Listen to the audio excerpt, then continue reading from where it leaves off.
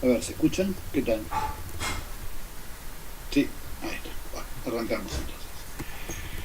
Bueno, para seguir con el tema de estas reconstrucciones, de, para seguir con este tema de las reconstrucciones de sistemas dinámicos a partir de señales escalares, voy a hacer una pausa temática y voy a introducir por primera vez un elemento dinámico de bastante interés. Este elemento dinámico del que vamos a estar hablando es una red neuronal. Entonces vamos a hacer una clase en la cual nos introduzcamos un poquito en el concepto de red neuronal y discutamos un poco las aplicaciones que se le están dando en este momento a ese tema. Todos oímos hablar todo el tiempo de redes neuronales y me gustaría ponerlo en el contexto de la dinámica. ¿Qué quiere decir desde el punto de vista dinámico? ¿Qué se puede hacer en la dinámica con redes neuronales y qué se está haciendo con redes neuronales? Un poco el gusto de qué va esa línea de trabajo. Yo creo que es un tema bastante importante porque uno en su vida académica o profesional, lo que elijan hacer, toma algunas decisiones claves. Cuando va a trabajar, si se va a trabajar en empresas, investigación básica y demás. Pero algunas son más conceptuales, uno no se da cuenta que las toma, pero son decisiones tan importantes como las otras, o más, o determinan a las otras. Una de las más importantes, yo insisto con esto, es una línea medio kármica que tengo últimamente, pero yo creo que una de las decisiones más importantes que van a tomar ustedes, como personas dedicadas a la ciencia o personas que van a utilizar el conocimiento científico, es si ustedes van a tener una mirada dinámica o una mirada... Bueno, ahí está, esa es una, si son deterministas o estocásticos, esa es una. Y otra es si son dinámicos o data-driven. Déjenme explicar un poquito a qué me refiero con data-driven. No me refiero con data-driven a si van a trabajar en teoría o con datos. Asumimos que todos nosotros trabajamos con datos. Todos ustedes van a trabajar con datos. Inspirados en datos o modelando datos. Pero ustedes pueden dedicarse a cuál es la manera más eficiente de extraer conocimiento de esos datos, o pueden tratar de entender cuáles son los mecanismos que dan lugar a la generación de esos datos. Son dos aproximaciones distintas. Déjenme darles un ejemplo histórico con el que ustedes están familiarizados, porque no es un tema que se discute ahora, se descubrió ahora. La conversación o la aproximación hacia el movimiento planetario entre Kepler y Newton, de alguna manera, aunque nunca se verbalizó de esa manera, es la discusión entre la dinámica y algo data-driven. ¿Qué sería algo data-driven? Agarrar todas las trayectorias de Marte y tratar de entender cuáles son las trayectorias planetarias a partir de datos y tratar de entender reglas generales y enunciar cosas como las leyes de Kepler, que es un conocimiento increíble, que uno piensa los miles de años en los cuales la humanidad en forma sistemática trató de entender el problema del movimiento planetario y demás, y los modelos que se elaboraron a lo largo de la historia, que es un tema fascinante. La síntesis de Kepler de que son movimientos elípticos y que las áreas iguales en tiempos iguales y demás, es un conocimiento no despreciable, es un conocimiento en cambio cualitativo, y es un ejemplo típico de data-driven. Una mirada complementaria, una mirada distinta es la que propone Newton cuando dice: acá hay un mecanismo por el cual yo voy a determinar cuál es la tasa de variación de las variables, y es que existen agentes de interacción, que los modelos que son las fuerzas, y a partir de ahí, a partir de dilucidar cuáles son estos agentes de interacción, yo voy a poder llevar a cabo una predicción del movimiento planetario. Y la diferencia entre entender un mecanismo o hacer un data-driven no está en que el resultado sea distinto. Kepler explica para ciertos cuerpos celestes la existencia de movimientos elípticos, Newton explica las trayectorias elípticas, pero la diferencia está en que teniendo un mecanismo, lo que puede hacer Newton que no puede hacer una aproximación data-driven es explorar qué es lo que ocurre para parámetros más allá de aquellos que fueron explorados por los datos en los cuales uno se concentró.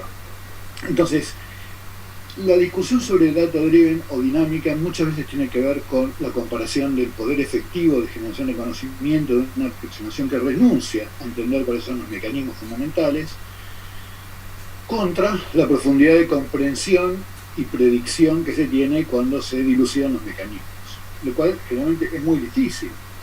Y es muy difícil, si yo pudiera citar a Débora, porque claro, cuando uno digamos, decide que va a tratar de explicar a través de mecanismos las cosas, tiene que pensar que tiene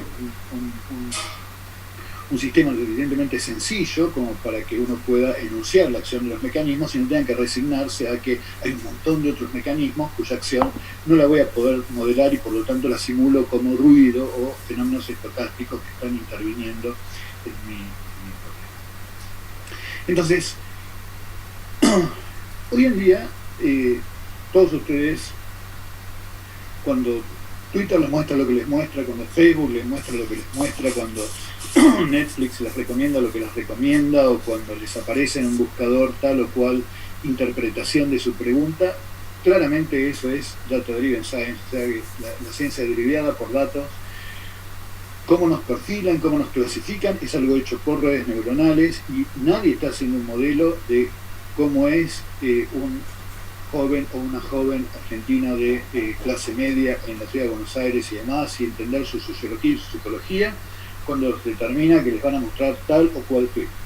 Pero no tengan ninguna duda que analizando 25 cliqueos que ustedes hacen en Facebook en 2 días los tienen perfilados de una manera impresionante. Y cualquiera de ustedes que sufra como yo lo efectivo de lo que son las recomendaciones de Amazon lo entiende.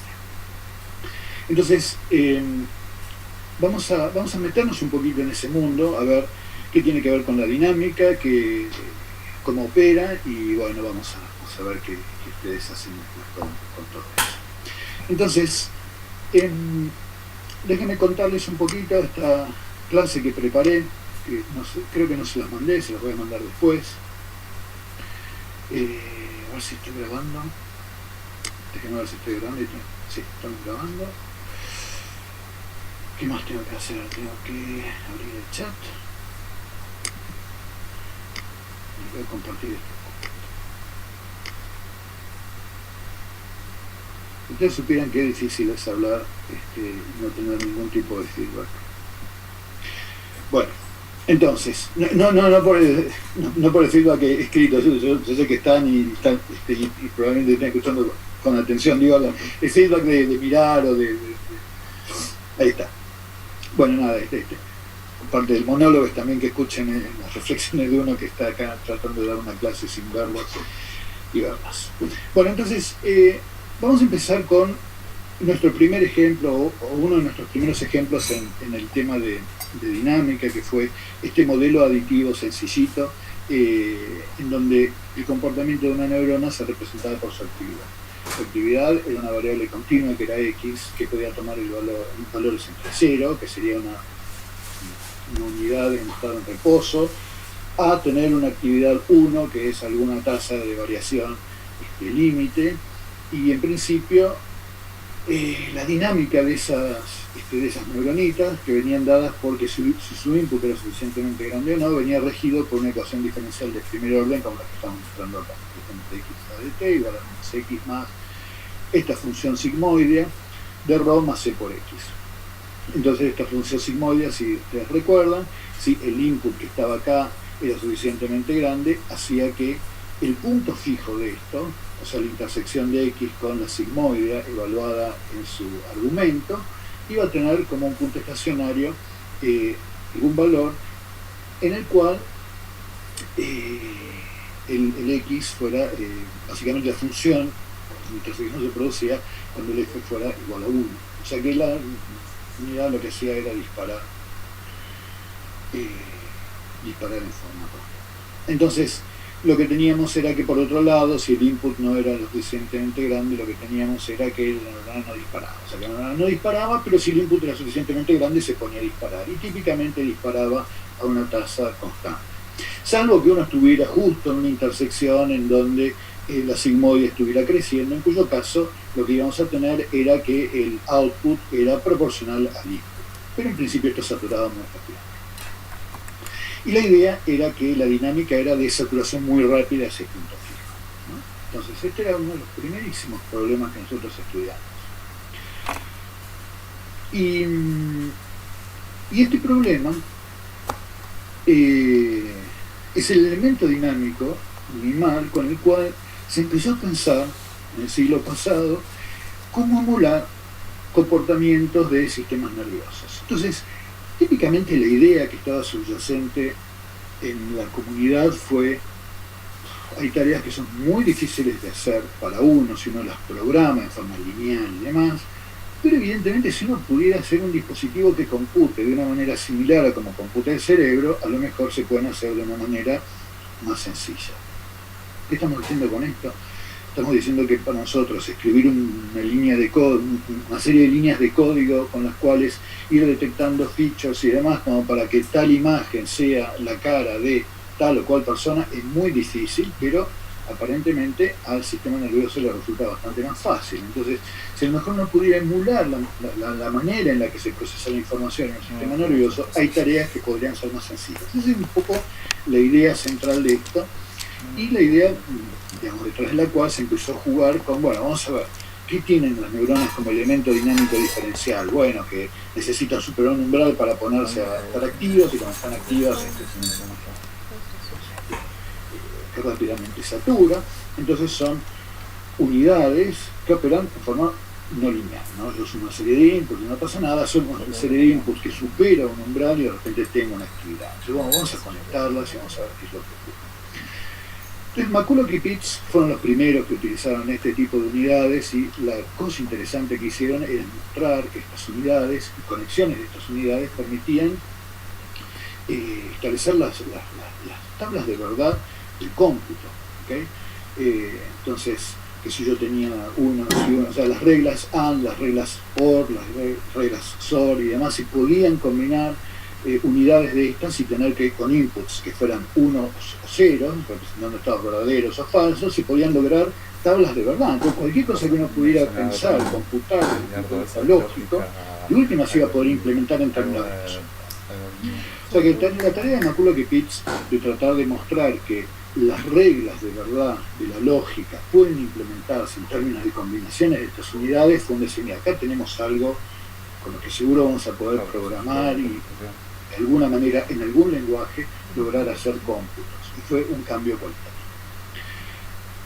Pero por supuesto, cuando la gente empezó a mezclar estas unidades, en principio, ni bien uno le empieza a poner un poquito de biología, no digo mucho, un poquito de biología, ya esto se hace dinámicamente muy, muy complejo. Y ustedes, también para ponerlo en el marco de las cosas que hemos estado mirando, ya tuvieron una experiencia de este estilo, porque nosotros lo que hicimos fue, ¿se acuerdan?, combinar dos unidades, una excitatoria y otra inhibitoria. ¿Se acuerdan que estas unidades, cuando se activan, liberan una actividad aquí, una ciertas sustancias químicas que cuando llegan a la siguiente unidad podían tener el efecto de inducir más actividad en la segunda unidad o inhibirla? En el primer caso uno se llama interacción excitatoria, en el segundo caso uno llama una interacción inhibitoria. Entonces uno ponía una excitatoria y una unidad inhibitoria juntas y ya veíamos que la dinámica de esto, aún en el caso, pero más sencillo, la caricatura elemental del sistema de Wilson-Cowan, que son dos unidades aditivas, lo que teníamos era que en función de los inputs teníamos todo este zoológico de unidades. Acá tenemos un punto fijo, acá tenemos un punto fijo, acá teníamos acá teníamos 3 y un ciclo límite, acá teníamos la bifurcación homoclínica, acá teníamos ciclo límite, las bifurcaciones de Hopf, cada una con saddle node, donde se chocaban el saddle node y la Hopf teníamos el ataque. Bueno, todo ese zoológico que ustedes vieron, somos dos unidades, ¿okay? Entonces, se dan cuenta que este programa de decir, bueno, vamos a ver qué hace un sistema nervioso, enseguida escala a un nivel de complejidad muy, muy, muy grande. Entonces, si uno hace un pasito para atrás y dice, bueno, claro, vamos a dejar el problema de emular sistemas nerviosos un poquito al costado, porque por esta vía se nos hace complicado. Vamos a ver qué es lo que pasa si ponemos unidades de un solo tipo. Ya de por sí esto es un dolor de cabeza. Y tuvo un montón de breakthroughs y un montón de sistemas cualitativamente significativos, pero alguna de las contribuciones importantes fue la de Hopfield. Y Hopfield fue el primero en demostrar que una cierta arquitectura neuronal puede mostrar atractores, es decir, tiene un montón de unidades y que la dinámica, así como cuando uno tenía una unidad solita, podía tener como atractores el punto estacionario o el sistema prendido, si uno ponía un montón de estas unidades acopladas, el sistema podía converger a patrones que tuvieran que fueran atractores. Entonces, bueno, que hubiera un montón de otros patrones que, si yo los ponía como condiciones iniciales, convergían a otro conjunto de patrones independientemente de que las condiciones iniciales fueran distintas. O sea, que había patrones de activación, donde cada patrón es eso, una combinación de unidades prendidas o apagadas que constituían atractores. Y la metáfora, porque esto funciona mucho, funciona mucho por metáfora, es decir, esto es como una memoria. ¿Por qué? Bueno, porque es algo que yo puedo guardar en la conectividad, o sea, yo fijo una conectividad entre unidades.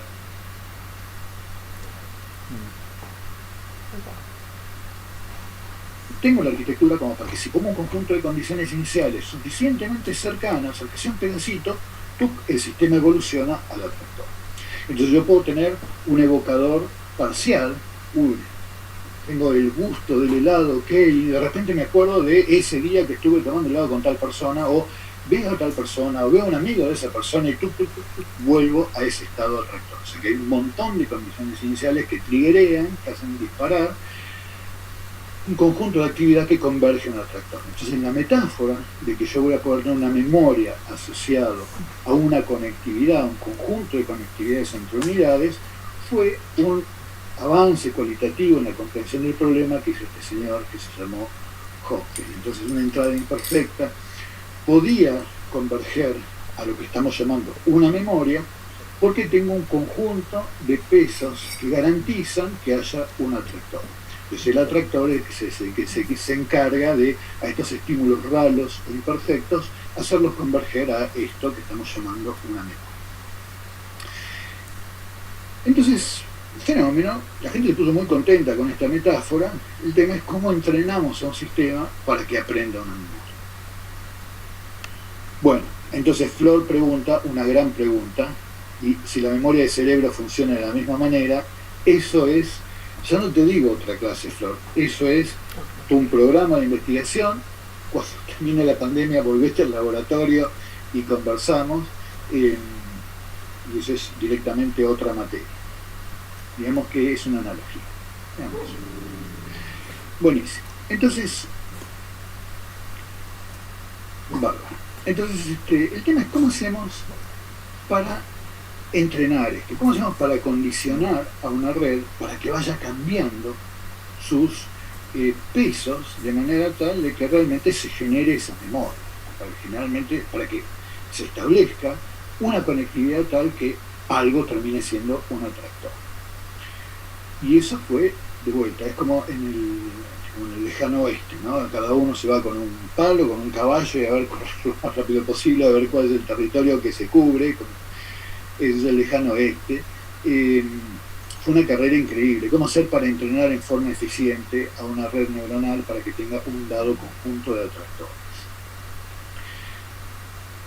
Y eso fue un drama, porque realmente si uno va a empezar a decir, bueno, yo quiero tener este atractor, o sea, que tenga este patrón de cosas prendidas, pues hacer una memoria. ¿Cómo hago? Voy cambiando al azar y voy viendo a ver cómo lo invoco. Eso fue un drama. Entonces, ¿cómo entrenar para condicionar a una red a que memorice, a que tenga un conjunto de pesos que estén asociados a salidas determinadas? Fue una de las grandes preguntas de hace unos 30 años. Y hubo una persona llamada Rumelhart que le dio a la clave de esto sobre cómo hacer para entrenar a un subconjunto de redes de manera tal de tener un resultado dado y enseñárselo a la red a partir de datos. Y cuando eso se logró hacer, se establecieron uno de los pilares en los que están construidos de vuelta buscadores, Google, Facebook, Twitter y todas sus consecuencias sociales. O sea, lo que vamos a ver ahora está en el corazón operacional de lo que funciona en el motor de todos los mecanismos de clasificación de redes neuronales que andan dando vuelta por ahí. Y eso se llama backpropagation. Entonces, vamos a mirar un poquito qué es lo que ocurre con estas redes neuronales y cómo se hace para clasificar y para determinar los pesos que logren una clasificación exitosa. Ok, entonces tenemos acá un conjunto de unidades. Este conjunto de unidades está conectado de una manera que es bastante artificial si uno lo quiere comparar con cómo están conectadas las cosas en el cerebro.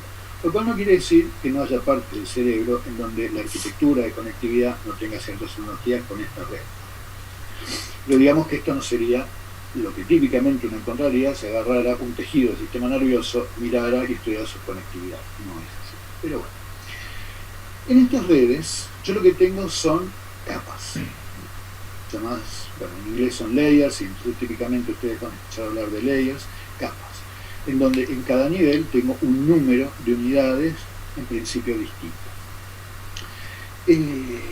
Estas unidades están conectadas unas por otras a través de conectividades que implican solamente un tipo de conectividad, la que estamos llamando excitación, son conectividades de tipo excitatorio. Y son, digamos, verdaderos pesos, es decir, determinan, dado para cada unidad que yo tengo acá, estas flechitas y los pesos asociados indican por qué número voy a multiplicar la salida de cada una de estas unidades en el input antes de procesarlas acá.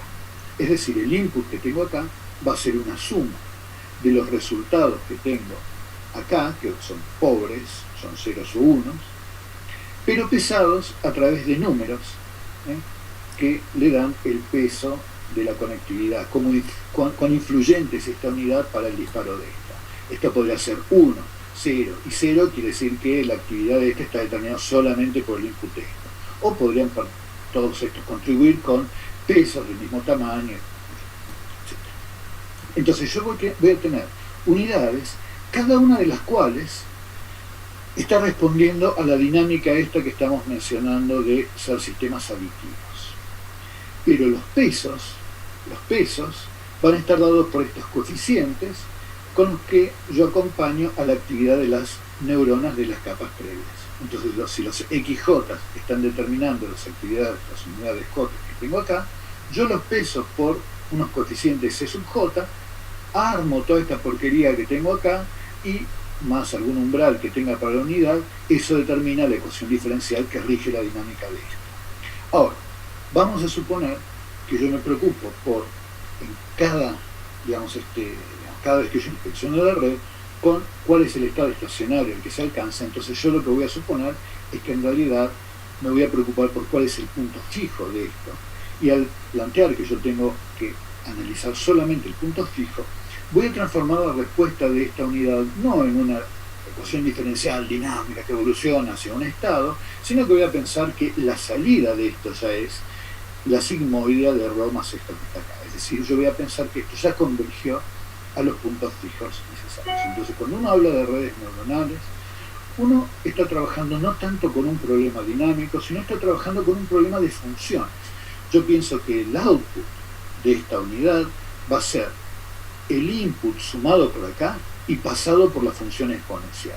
Entonces yo les expliqué toda la caricatura de la ecuación diferencial que rige como un sistema aditivo, la dinámica de esto, para que sepan de dónde sale. Pero una red neuronal, cuando uno la programa pensando que el output de esto es la suma pesada de todos los inputs que están acá. Ahora, como rige la dinámica supuestamente está regida por un tipo de estas ecuaciones diferenciales no lineales, cuando uno dice que el output es una sigmoide de esto que está acá, lo que está diciendo es que se está preocupando por los puntos fijos. Estas funciones, como ustedes saben, son unas funciones.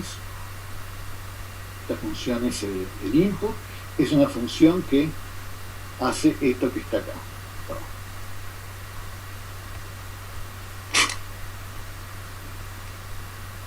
Función que nosotros estuvimos dibujando todo este tiempo. Esa es la función sigmoide. Cuando ustedes vayan y jueguen con redes neuronales, se van a encontrar con que muchas redes neuronales utilizan como unidades este tipo de funciones. Esto es una función que se llama ReLU, de eso después los vamos a ver, pero que básicamente lo que se supone es que uno está operando en esta zona de la función. Pero bueno, esos son así detalles de implementación que tienen sus sutilezas, pero esencialmente lo que estamos hablando es de ecuaciones diferenciales con las que estamos acostumbrados. Entonces, cuando uno dice que va a tener un output que es una función del input, está pensando que cada una de estas unidades es la función no lineal que viene de la sigmoidea de la suma de los inputs, donde en la suma de los inputs entran los pesos de cada una de las unidades. ¿Vamos bien hasta ahora? Bueno, genial. Va. Fenómeno. Entonces, el proceso de entrenamiento es un proceso de vuelta que fue una super idea y que es recontra sencilla de implementar. Por ahí no es tan sencilla de implementar, pero la idea es súper fácil. Ahora, fue un verdadero breakthrough. Entonces, ¿qué quiere decir entrenar esto? Cada vez que yo quiera llevar a cabo el proceso de entrenamiento de una red, lo primero que tengo que hacer es coleccionar datos. Datos hasta hartarse. Y los datos van a ser, bueno, acá viene una especie de mito. Teóricamente, la gran gracia de estas redes es que uno no pone a priori las categorías, sino que el sistema encuentra el modo de llevar a cabo el resultado que tiene que, digamos, el mecanismo para encontrar el resultado, pero la verdad es que siempre hay una preingeniería que consiste en ver qué es lo que yo le pongo como input para describir a mi problema. Y va a tener salidas. Entonces ustedes se preguntan, lo primero es, ¿cuáles van a ser las clases? Vamos a empezar con el problema de la clasificación, ¿no? ¿Cuáles son las clases en las cuales yo quiero agrupar a mis elementos? Y yo voy a tener inputs, que son las características de estos elementos que yo quiero clasificar. Entonces, por ejemplo, qué sé yo, el output va a ser, me compra o no me compra el par de zapatillas que yo quiero vender, y acá voy a poner si qué sé yo, es una mujer, si vive en Caballito o vive en Villa Elisa. Acá te voy a poner la edad, acá te voy a poner el suelo de tu papá, en fin, bueno, las características, el color de los ojos, lo que cliqueaste vos en tu historia, lo que quieras, un conjunto de características que vas a poner como input. Y vas a preasignar los outputs. Entonces, tus características van a ser un conjunto de entradas y van a estar asociados a un conjunto dado de clases. Cada uno de estos vectores está constituido por un conjunto de números que son las características de este elemento. Y después cada una de las clases está constituida por, de vuelta, la cantidad de clases que uno quiere clasificar. Entonces, cuando uno diga que un objeto tiene un vector de salida que es el 1, 0, lo que va a decir es que esta actividad es 1, esto es la actividad 0, y por lo tanto va a pertenecer a esta clase que está acá. Si tiene 0, 1, va a pertenecer a esta clase que tengo acá. Y la red, como les decía, viene caracterizada por un omega y j que indican el peso con el que la salida de la unidad i entra como argumento en la función para determinar cuál es el output de la función j. Entonces, uno lo que va a tratar de hacer es lograr que cada vez que yo ponga un conjunto de actividades donde yo conozco el resultado, ¿no? Conozco que Rosario, que vive en el barrio Pirulo y que gana tanta plata y que no sé qué, compró la zapatilla. Gabo, que vive en Villa Elisa, no compró la zapatilla. Yo voy a exponer a la red una y otra vez a estos distintos ejemplos y voy a proponer que los pesos vayan cambiando como para que el conjunto de datos que yo tengo, digamos, dé los resultados que yo conozco. Lo cual, se imaginan que en principio yo no tengo un método, esto es un bardo, porque yo pongo un conjunto de números al azar, y digo, acá pongo los datos de Gabo, y acá pongo un conjunto de números al azar, y yo digo, a ver, compró o no compró las zapatillas, esto, el 50% de los casos me va a dar mal, y cuando pruebo cambiar, nada. O sea, esto al azar no termina nunca. Yo lo que necesito en el proceso de entrenamiento es decir, expongo con los casos conocidos cuáles son los inputs y los outputs, y yo me fijo cuál es el error que yo tengo en tener una predicción efectiva. Y lo que necesito es un algoritmo sistemático como para que en función del error, la siguiente vez que pruebe, cuando retoco los pesos, el error es un poquito menor. Entonces la estrategia acá es encontrar, no como tirar al azar un montón de combinaciones de los omegas, como para invocar la casualidad a que en los 5.000 casos que yo tengo de datos se corresponda la entrada con la salida conocida, sino yo lo que necesito es algo que iterativamente, si empecé con una conectividad al azar y no la invoqué en la mitad de los casos, en la próxima vuelta, después de haber retocado las cosas, esté un poquito más cerca de haber invocado. Pero se entiende cuál es la idea. Yo tengo un conjunto de casos, la lista de, ¿cuántos somos acá? 31 personas, algo por el estilo, 38 personas, yo tengo 38 vectores, donde cada uno de esos vectores es dónde vive cada uno de nosotros, cuánto ganamos, el sexo, etc. Y después tengo si compramos o no compramos las zapatillas. Y yo lo que necesito hacer es encontrar el conjunto de pesos como para que le invoque a esto. Y ahí no termina la historia, porque yo puedo haber aprendido esa tabla particular y lo interesante es que yo haya podido generalizar algo como para que cuando me exponga un nuevo conjunto de casos también le invoque. Wow. El proceso de entrenamiento es un proceso complejo. Ya cuando vayamos a ver implementaciones de esto lo vamos a ver más en detalle.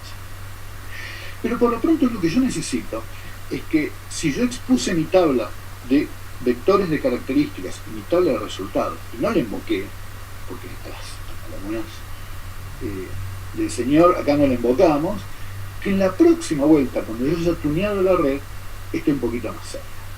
Entonces la idea grande que tuvo este señor que inventó la backpropagation es la siguiente. ¿Cómo voy a caracterizar cuál es el nivel de éxito de mi red? Bueno, el nivel de éxito de mi red es haber agarrado todas las predicciones de mi red, las predicciones que yo hice cuando puse los valores de, a ver, los datos de Gabo, los datos de Rosario, los datos de Flor, los datos de Matías, qué sé yo, con los resultados, hacer la diferencia entre lo que yo predecía y lo que realmente me decía la tabla y calcular un error sumando las diferencias al cuadrado.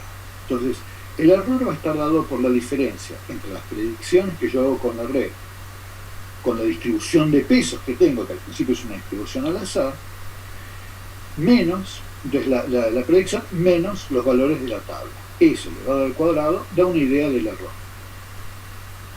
Entonces yo lo que quiero es lo siguiente. Si yo calculo cuál es el gradiente del error respecto de los pesos, yo lo que quisiera hacer es agarrar y cambiar los pesos de manera tal de ir en la dirección contraria al gradiente. ¿Entiendes? O sea, si yo tengo que un error y tengo que, esto es una función de todos los pesos que yo tengo, de todos los pesitos que indican cuál es la conectividad entre todas las neuronas. Yo puedo calcular el gradiente. Entonces, si yo tengo un gradiente que me dice, mira, en esta dirección el error crece, yo quiero ir en la dirección contraria. Entonces, a través de algún coeficiente que diga cuán rápido quiero ir o no, la idea es que yo voy a establecer que en la siguiente vuelta, mis pesos cambiaron de una manera que es proporcional a menos un número por el gradiente. Entonces, la clave como para decir cómo hago en una siguiente etapa para poder adaptar mis pesos de modo tal de que en la próxima vez que intente me vaya mejor, y ese proceso de adaptación es lo que estoy llamando aprendizaje. ¿Okay? Yo lo que necesito hacer es haber podido establecer cómo depende el error de estos pesos e irme en la dirección contraria al gradiente. Entonces, la clave acá, para tener un mecanismo algorítmico de corregir la red en cada paso, es poder hacer la cuenta de cómo es el gradiente de los errores, cómo dependen los errores de las conectividades. Entonces, lo interesante de esto es que esta cuenta se puede hacer y se puede programar algorítmicamente y corregirla algorítmicamente a la red. Entonces vamos a ver esa cuenta, porque si tenemos esa cuenta, estamos camino a Google, Facebook, Twitter y Amazon. Esta pregunta es una pregunta clave en nuestra sociedad. Y aunque parezca mentira, se puede, digamos, resolver conociendo la regla de la cadena de cálculo 1. Esa es la buena noticia. Realmente las grandes ideas son así. Bueno, entonces, estamos de acuerdo con que calcular cómo adaptar una red para que aprenda a clasificar es aprender a calcular ese gradiente. Es así de fácil. Esa es la síntesis de todo este problema. Entonces vamos a ver cómo se hace. Entonces, supongamos que tenemos una neurona J que tiene un input que viene dado por la sumatoria de los pesos por los outputs de la del layer de la capa anterior. Es decir, yo tengo una unidad que tengo acá y voy a tener un resultado que proviene de agarrar los outputs de todas estas unidades que tengo acá, pesarlos por estos pesos que tengo aquí, y el output que va a salir de acá va a ser la sigmoidea de los omega por los outputs que tengo aquí. Entonces, eso es lo que es el resultado net de J, o sea, el resultado neto de la unidad J, que proviene de haber agarrado los outputs de la capa previa, multiplicados por esto y sumados. Entonces, si nosotros queremos saber cuánto vale la derivada del E respecto del omega y J, la derivada del E respecto del omega y J es la derivada del E respecto de los outputs de la unidad J por la derivada de los outputs de la unidad J respecto de los net de J y por la derivada del net de J respecto de omega y J. ¿Qué quiere decir con esto? Que cuando yo me preocupo por qué es lo que le pasa a la salida final, al error al final, cuando yo cambio un omega, lo que hace el omega es primero afectar cuánto vale la actividad neta de J. La actividad neta de J es lo que va a determinar la salida del output de J, y es la salida del output de J lo que va a estar, digamos, afectando a el error que yo tengo. Es decir, cuando yo hago una modificación de un omega que tengo acá, esto va a cambiar por el hecho de que este output va a cambiar. ¿Okay? Entonces yo lo que estoy haciendo es aplicando la regla de la cadena para determinar cuánto vale el error cuando yo cambio el omega y J. Entonces voy a tener que calcular cada uno de estos tres términos. Lo único que tengo que hacer es calcular cada uno de estos tres términos. Entonces, el último término es recontra fácil. ¿Por qué? Porque nosotros sabemos. Bueno, entonces, ahora vamos a ver qué es lo que vale para la última capa. Está buenísima la pregunta, Milton, porque acá Milton intuye una cosa que es muy importante, que es la siguiente. Acá en esta cuenta hay una capa que es más fácil que las otras. Entonces, si yo tengo que voy a utilizar esta última capa, uno de estos términos que está acá va a ser muy fácil de calcular. Esto que estoy diciendo ahora es general, pero ahora vamos a especificar en cuál de estos tres términos, si estoy en la última capa, tengo algo que es cualitativamente distinto. Entonces, esto que te estoy diciendo vale en general, pero ahora vamos a ver en cuál de los términos hay una particularidad de la cuenta que afecta solamente al último capa. Seguime un segundito, Milton, y ahí te lo cuento. Entonces, este primer término vale para cualquier capa que yo tenga. O sea, la derivada de cuánto vale la salida de J cuando cambio el omega y J es el output de la unidad IS.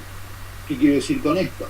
¿Se acuerdan que el net de J es haber agarrado la suma de todos los de la capa previa por los omega? Entonces, si yo acá tuviera la sumatoria sobre I, omega y J por O sub I, cuando yo derivo respecto del omega y J, lo que voy a tener es el O sub I. ¿Está bien? Entonces, cuando yo me pregunto por un omega y J particular, lo que esto está diciendo es que la derivada respecto de ese peso es simplemente el output de esa unidad. O sea que esta es sencilla. Y esta vale para cualquiera de las tres. Para cualquiera de las capas que tengo acá. Muy bien. Ahora viene otra cuenta que es cuánto vale la derivada de los J o sub J respecto de el output de la unidad J. Y esta es sencilla, porque el output de la unidad J, ¿se acuerdan que es la sigmoidea de lo neto que le está entrando a la unidad J? ¿Estamos de acuerdo? Ahora, digamos, esta es un poquito más complicada, porque ahora sí vienen un montón de unidades, pero la ventaja es que, ¿se acuerdan que esta sigmoidea, cuando yo la derivada de la sigmoidea respecto del input era el producto del output por 1 menos el output? ¿Se acuerdan de eso? Yo no sé si ustedes se acuerdan, pero ustedes agarran la sigmoidea respecto del argumento y ustedes derivan respecto del argumento, me quedaba menos 1 sobre todo esto al cuadrado por la derivada, que era exponencial, y acomodaban eso y nos quedaba el producto del output por 1 menos el output. Y eso lo utilizamos, ¿se acuerdan? Cuando calculábamos el jacobiano en el problema bidimensional. ¿Se acuerdan de eso? Bien, genial. Bárbaro. Entonces, este término también lo tenemos en la cartera. Tenemos el último término, es fácil. El segundo también es fácil. Y ahora, Milton, acá viene uno que es distinto, es en la última capa de las capas anteriores. Cuando yo tomo cuál es el error respecto de la salida de la unidad, la última capa. ¿Por qué? Porque si yo me fijo en el error, ¿cuánto vale el error? El error que está acá, mirando la diferencia entre las salidas y lo que yo tengo en la tabla. Respecto de las salidas de las unidades J, ¿se acuerdan que el error era, el resultado de la predicción, digamos, restado del resultado en la tabla, elevado al cuadrado? Entonces, esto, si yo estoy calculando cuánto vale la derivada del E respecto de una unidad O, esto escribí en la última capa, porque es simplemente la diferencia entre el I del elemento y la salida de la capa. O sea que esta derivada es fácil solamente en la última capa, porque involucra solamente la unidad OJ. Porque fíjense que si yo me pregunto, y yo creo que la pregunta de Milton apuntaba a esto, que es bastante central, ¿cuánto vale el error si yo cambio algo que está acá? Es un bardo, porque algo que está acá influencia el error, porque me va a afectar la salida de este y me va a afectar la salida de este. Entonces es distinto cómo afecta al error la salida de un elemento O sub J, si estoy hablando de una capa que está por acá, que si estoy hablando de una capa que está por acá. Porque cómo afecta al error la salida de unidad J, si estoy hablando de la última capa, es simplemente la diferencia entre el valor de la tabla y la salida de acá. Punto. Pero si yo voy a decir, ¿cómo afecta el error a la salida de una unidad que está por acá? Y bueno, me lo afecta, porque hay algo que se afecta acá y algo que se afecta acá. ¿Está claro ahí, Milton?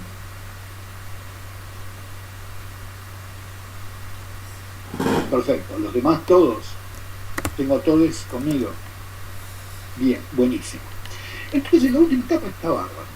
Si yo empiezo con la última capa, o sea, si yo me estoy preocupando por cómo hago por corregir estos errores que tengo acá, yo lo tengo resuelto.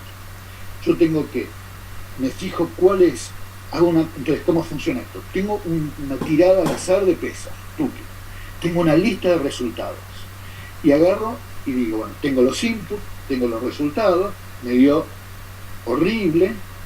¿Cómo hago para modificar los elementos de los omega y j para que me dé un poquito mejor? Bueno, sobre esta capa yo ya sé cómo se hace. A estos elementos lo que tengo que hacer es simplemente modificarlos con un delta omega y j que viene dado por hacer el producto de, ¿dónde está? Acá. Este término, que era agarrar las salidas que tengo de los omega sub i. Estos términos que estaban acá, que es agarrar los O sub j, 1 menos O sub j. Y este último término, que es esto que está acá. Entonces, está buenísimo, porque yo lo único que tengo que hacer es agarrar cuánto valen los elementos estos, O sub j, y hacer operaciones algebraicas sobre los mismos. Entonces, yo tengo que modificar estos pesos, tengo cuánto me valían el O sub 1 y el O sub 2, y para modificar cada uno de estos que tengo acá, yo lo único que tengo que hacer es operaciones algebraicas sobre estos OEs. Sobre estos OEs. ¿Qué los tengo? Yo tengo cuánto valen los O sub estas unidades y tengo cuánto valen los OEs de estas unidades. Entonces, como yo tengo todos estos OEs y esta cuenta involucra solamente outputs, tendré que agarrar en este caso los outputs de las unidades IES, ¿ok? En este caso los outputs de las unidades J, en este caso los outputs de las unidades J, pero tengo todo, ahí está, y ya tengo, esa capa la tengo mejorada. Ahora, cuando yo voy a hacer lo mismo para corregir los elementos de las capas anteriores, ahí tengo un pequeño problema, que es este que estábamos mencionando, que es que cuando yo tengo que hacer las correcciones de qué es lo que ocurre para una capa que está antes de la última, yo tengo que encontrarme con que hay un montón de cosas que van a seguir valiendo, pero fíjense que si yo ahora quiero hacer esta corrección, la corrección de estos pesos que tengo acá, cuando yo me pregunte cuál va a ser la variación de el error que tengo acá al final cuando cambie una de estas unidades, ahora me voy a encontrar con que al calcular que yo tengo un cambio en la salida de esto me va a afectar a todos los elementos que tengo aquí. Entonces, cuando yo tengo que hacer la cuenta de, que es un poco a esto a lo que apuntaba me parece Milton, de cuál es el error que yo tengo que, al tener, cómo cambia el error cuando yo cambio la salida de esto que tengo acá, yo voy a tener que hacer la cuenta ahora de la suma sobre todos los elementos de la última capa de estos términos que tengo acá, porque resulta que cuando yo cambie el O en esa capa que tengo, que no es la última sino la anteúltima, el error cambia por la suma sobre cómo afectó a todos los elementos de la salida. Entonces, este que está acá es igual que antes, porque cómo cambia la actividad neta de J cuando yo cambio cómo cambia la actividad de un elemento L cuando yo le estoy cambiando el output J. No, eso es simplemente depende de cuál es la conectividad al peso anterior, no pasa nada, es algo que está afectando, digamos, cómo afecta a la salida el hecho de que yo tenga un output de una capa previa. Eso no interviene, digamos, no interviene nada en lo que pasa en la siguiente iterada. Discúlpenme un segundito que tengo que apagar eso por acá.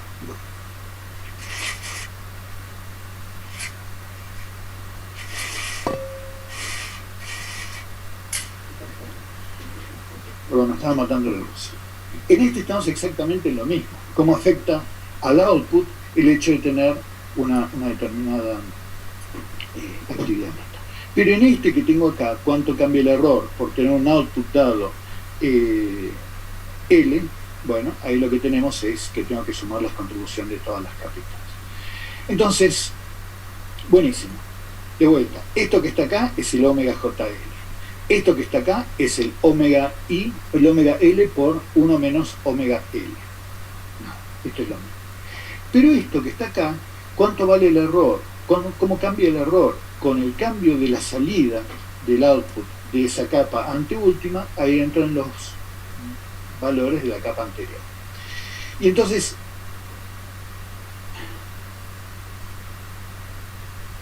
eso que está acá, que esto que está acá requiere calcular la suma de las contribuciones por estas dos unidades que tengo acá, las unidades de la capa anterior, estas que tengo acá, hacen que en el cálculo de estos pesos, la variación de estos pesos, intervenga el conocimiento de lo que es el resultado de las capas previas. Eso se conoce como backpropagation, como propagación hacia atrás. Y ustedes, esta cuenta que está acá, no la hacen Nunca en sus vidas. Nunca en sus vidas. O sea, este tipo de cuentas, que es simplemente ir haciendo regla de la cadena e ir adaptando entonces de las salidas últimas hacia las capas más profundas, la adaptación de los pesos, es algo que está implementado en cualquiera de los lenguajes que utilizan redes neuronales. Esto no es un cálculo que ustedes implementan. Esto, todas las herramientas computacionales que ustedes tienen para calcular redes neuronales están basados en su corazón en este mecanismo que es la backpropagation, que es encontrar la diferencia entre las salidas y la entrada e ir calculando cuánto tienen que variar los pesos, digamos, en forma progresiva hacia atrás. Entonces, este mecanismo de backpropagation, de vuelta, yo quería que supieran de qué va. Esto es regla de la cadena, es un engorro, hay que seguir los índices, van a tener que reproducir las cuentas ustedes en papel y demás, pero háganlos una vez por cultura general, no lo van a necesitar nunca más en su vida. Porque esto que está acá está implementado de vuelta en el corazón computacional de todas las redes. Sí, por supuesto, Sofía, yo esto se los paso, se los mando por correo ni bien termino la clase. Y es verdad que es difícil de encontrar, porque la verdad que es una cuenta que como nunca se implementa, digamos, ustedes pueden buscar un montón de cosas sobre backpropagation y está asumido y les va a decir si estas son regla de la cadena, tal cual. O sea, muy bien, tal cual. Bueno, genial. Entonces, esto nos permite una estrategia que consiste en lo siguiente. Ustedes van a agarrar un conjunto de datos y cada uno de estos datos, el conjunto de datos va a estar caracterizado por, digamos, características y clases. Características y clases. Características y clases. Características y clases. Van a tener datos que son características y clases, dónde viviste, la edad, la plata que ganás, etcétera, si compraste o no compraste zapatillas y demás, y después vas a hacer una partición en donde un subconjunto de estos es lo que se llama un conjunto de entrenamiento, el training set, el conjunto de entrenamiento.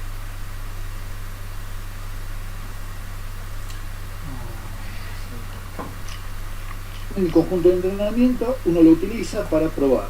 Tengo pesos, pongo el conjunto, no me gustó, modifico los pesos, pongo el conjunto, tengo errores, modifico los pesos, pongo el conjunto, tengo errores, modifico los pesos.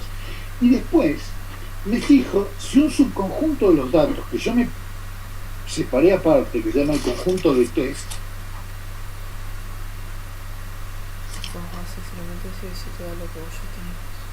también le acierto con ellos. ¿Por qué? Porque el riesgo está en que nos pase lo mismo que cuando practicamos demasiado para un parcial, que hacemos muchas veces los mismos ejercicios, entonces finalmente terminamos a resolver esos ejercicios. Pero nada nos garantiza que si resolvemos 300 veces los mismos ejercicios, nosotros vamos a poder haber aprendido algo general que nos permita resolver el problema cuando nos encontramos con situaciones. Y esto es lo mismo. Entonces, cuando uno tiene un conjunto de datos, se separa un pedacito que va a ser el test. Entonces, una vez que yo tengo mi red, me fijo si yo no sobreaprendí el problema. ¿Qué es sobreaprender el problema? Es aprender a buenísimo especificar esto que tengo acá, pero no pegarle en absoluto a los siguientes ejemplos que yo tengo. Entonces, yo tengo los datos, modifico mis pesos y me separo unos datitos como para ver si en los siguientes datos mi red aprendió a clasificar correctamente. Entonces, un proceso de entrenamiento correcto termina en que yo modifiqué mis pesos como para reproducir los datos y lo testé en un conjunto que se llama el test set. Bueno, vamos a hacer una pausita porque en un ratito les quiero contar una red particular y unir este concepto con lo que veníamos hablando de embeddings en la clase previa. Así que, buenísimo. Acá Federico se empatizó con el problema, seguramente el ejemplo del parcial, ¿no es cierto? Es una pesadilla que nos ha pasado a todos. Bueno, ¿cuál es ese rango de validez? Bueno, ahora empiezan preguntas que están buenísimas. Bueno, entonces, finalmente vos no podés saber a priori cuál es tu rango. No lo podés saber a priori. Yo le puedo contar, digamos, en principio uno lo que tiene es, o sea, la respuesta a esto es no lo sabes a priori, eso, no lo sabes a priori. Lo que ocurre con esto es que, déjenme contarles un poco cómo siguió la historia, porque les estoy contando historias de los 90, y esto quedó ahí durante muchos años, hasta hace 8 o 9 años, esto quedó ahí. ¿Qué pasó? Todo esto funciona, y esto está un poco vinculado con lo que pregunta Enzo. La habilidad de tener algo que realmente generalice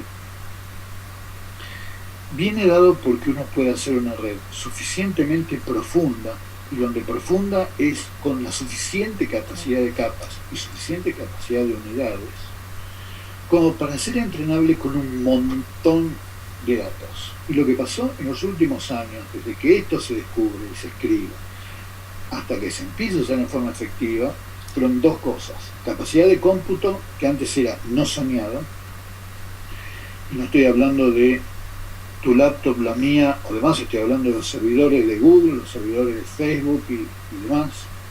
Uno, exactamente, o a nivel más casero los GPUs, tal cual, haber utilizado estas placas gráficas y los procesadores de las placas gráficas como unidades de cómputo en paralelo, que te permite tener por $1000 una máquina increíble. Yo, por ejemplo, me compré hace 2 años por el equivalente a lo que cuando yo la unidad de plata en computación para trabajo no masivo son los $1000. Fueron $1000 en 1990 cuando te comprabas una máquina que corría en Linux. Son $1000 una máquina que tiene un GPU y te permite hacer un cálculo en paralelo. Exactamente. Lo que pasó es esto que dice Facundo. La industria de los juegos hizo que la capacidad de las placas gráficas fuera tan grande que uno tuviera por el equivalente a lo que serían, no sé, $1000, máquinas que cuando esto se desarrolló en los 90 no se podían soñar. Entonces, ahora cualquier persona puede tener, no cualquier persona, pero es más o menos accesible tener una máquina. Claro, fíjate lo que estamos hablando. Ahora una GPU usada, 8.000 mangos, serán, no sé cuánto es eso ahora, no sé cuánto serán dólares, serán $100, imaginando que estamos hablando, que te permite llevar a cabo cálculos razonables. Yo hice un laburo el año pasado para identificar aves individuales por el canto. O sea, quiero hacer un proyecto ecológico en el cual quiero seguir individuos particulares grabándolos en el campo y sabiendo quién está grabando dónde. Entonces, estuvimos trabajando en un mecanismo de desarrollo de identificación de sujetos, de pájaros, por su voz. Entonces hubo que entrenar, utilizando sistemas dinámicos, una red para que pudiera distinguir el canto de un pájaro respecto de otro. Y eso, que normalmente hubiera sido un cálculo así tremendo, masivo, lo hice en una maquinita que encontré que tengo en el escritorio. Y eso incluso es antes de Google Colab, porque en Google Colab ahora vos podés correr. Tiene su error, si uno quiere entrenar en algo más o menos serio, no lo hace con la versión gratuita de Google Colab. Pero igual estamos hablando de cálculo al alcance de una persona de clase media de un país del tercer mundo quebrado. O sea, estamos hablando de realmente, digamos, fracciones insignificantes de costo de cómputo al lado de lo que era el cómputo en los años 90. De lo que estoy diciendo con esto es que el abaratamiento del cómputo en los últimos años hizo que cualquiera de nosotros pudiera, con más o menos esfuerzo, acercarse a hacer cálculos masivos. Esa es la primera. La segunda, que en muchos campos empezó a crecer la cantidad de datos. Por ejemplo, ni hablar imágenes en Google, ni hablar mensajes y características sociológicas en Facebook, o sea, ya ni hablemos. Pero mismo la generación de conocimiento colaborativo. En el caso de pájaros, por darles un ejemplo, existen estas redes donde la gente mundialmente, están organizadas por Cornet, pero la gente, los amateurs, normalmente van y cargan datos, grabaciones, fotos y registros de dónde está cada una de estas especies. Hay un mapa global donde hay un conocimiento general, colectivo, generado, inmenso, que te permite seguir la cantidad de especies que se vieron, de cantidad de individuos que se vieron de tal especie en tal caminito de una calle, de un lugar, en un pueblito, Entre Ríos, o sea, posta. Entonces hay una cantidad masiva de datos, de información y una cantidad tremenda de cálculo que está puesto al alcance de un montón de gente que hace que uno haya podido, digamos, redescubrir estas técnicas para aplicarlas como se aplica, con fuerza bruta. Porque redondeando un poquito el comienzo de la clase, no nos olvidemos que esto nos permite hacer una clasificación impensada en términos de desarrollo de características para hacer una clasificación, porque acá no ponemos nada de comprensión, casi nada de comprensión. Y podemos hacer una clasificación muy efectiva, muy barata, muy rápida, sin haber entendido nada del problema. ¿Okay? Cuando yo digo, che, voy a poner un montón de características y voy a ver si este tipo me compra o no me compra las zapatillas, yo no estoy haciendo ninguna comprensión ni de la sociología, ni de la estética, ni de la ética, ni del marketing, ni de la economía, no estoy haciendo ningún modelo de nada.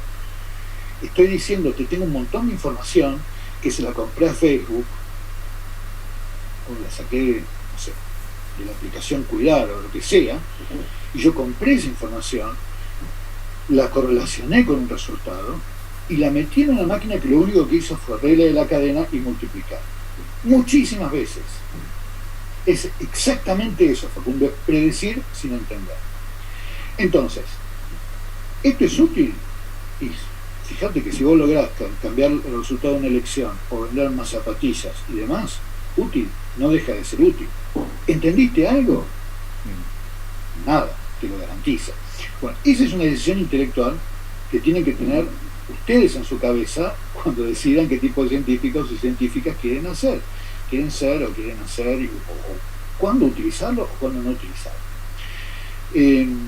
Bueno, nada, me parece que estuve mezclando pensamientos técnicos con editoriales científicos.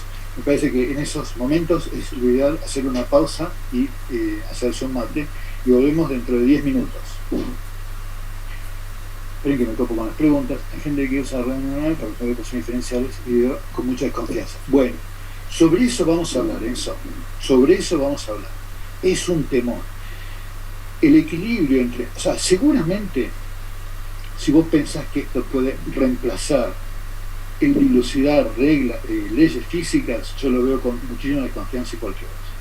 Si vos lo utilizás como para, digamos, ayudarte en el proceso de descubrimiento de tu ecuación diferencial y demás, hay un lugar, sin lugar a dudas.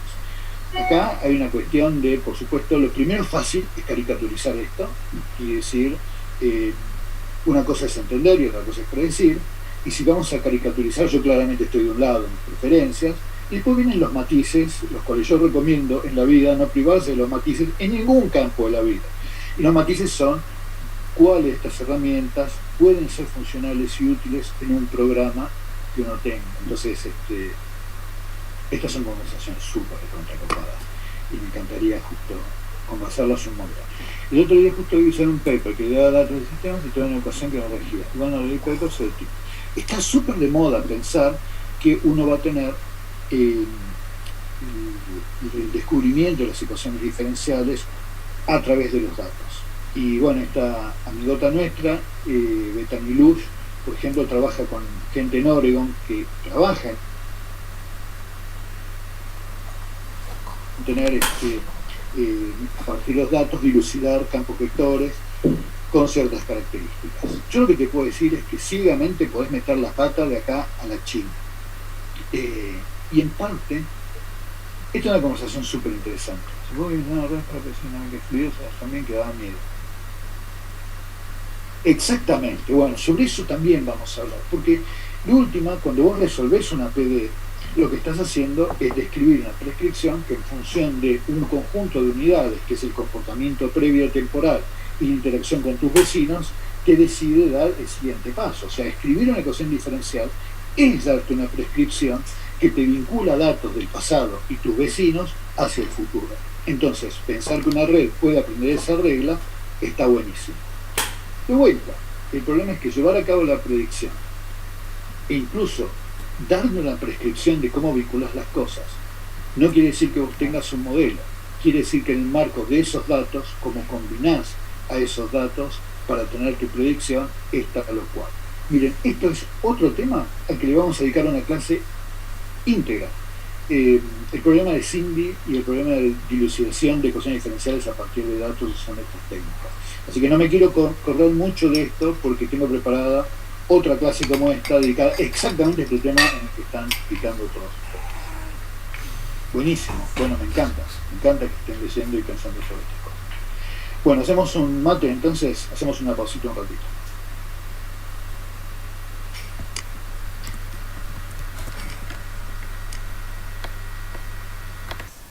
Genial. Vamos a requerir una presentación para seguir con la clase, porque lo que quiero hacer es combinar esto que estábamos conversando con otra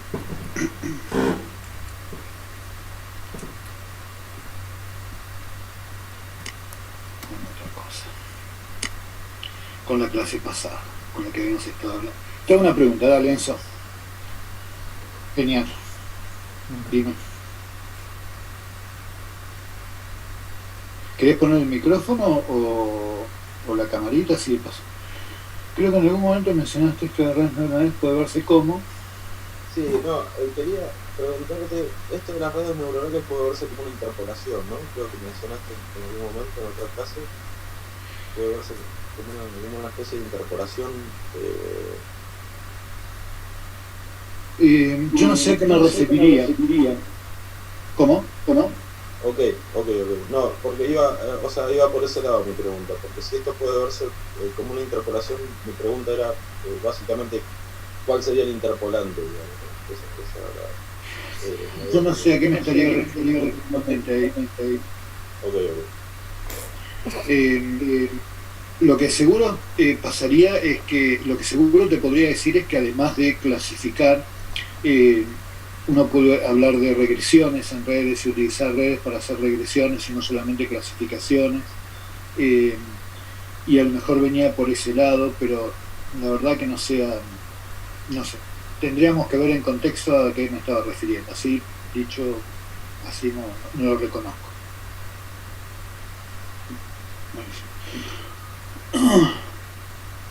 Bueno, ¿alguna otra pregunta? Bueno, seguimos entonces.